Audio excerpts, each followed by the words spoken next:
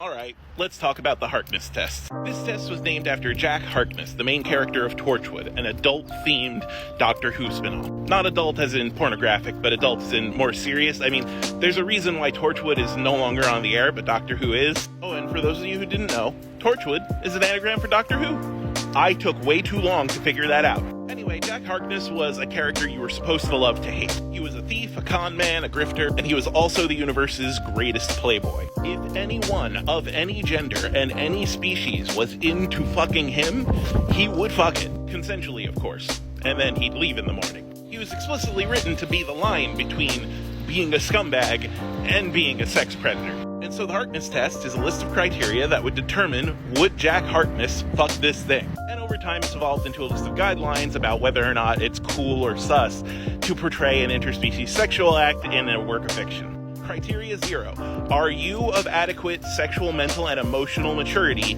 to give consent? The you being discussed here is a character in first person, not necessarily an author. Yeah, criteria 0 is if the character who wants to do the fucking can't give consent, you're already done. But provided you pass criteria 0, criteria 1 is, can you adequately communicate with this other species to the extent that you can both ensure that both parties can give consent? Passing that, criteria 2 is the thing you want to fuck of sexual, intellectual, and emotional maturity for its species? Criteria 3 is that level of maturity comparable or above to that of an adult human? And finally, criteria 4 is, does this thing want to fuck you back?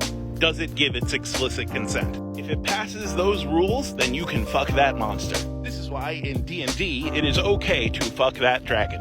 So oddly enough, while dragons can pass the Harkness test, some D&D bards I've seen don't, if you know what I mean. But yeah, as long as you follow these rules, it doesn't matter what the thing looks like. If it's an elf, an orc, a tentacle alien, an interdimensional gas ball, it doesn't really matter. As long as both parties involved are adults and can consent, you're golden. Although unlike Jack Harkness, I think it's at least proper to cook the interdimensional gas ball breakfast in the